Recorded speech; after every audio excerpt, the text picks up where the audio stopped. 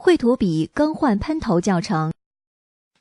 下面演示一下如何更换喷头。左手握住笔身，右手拇指和中指捏住喷头外壳的卡扣，用力按下去，使卡扣低于前壳，拇指和中指向笔头端移动。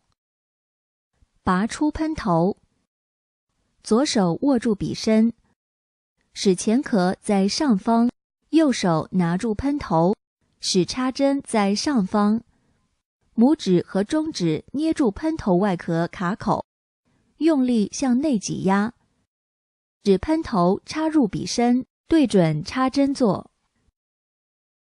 推入喷头，喷头更换完毕。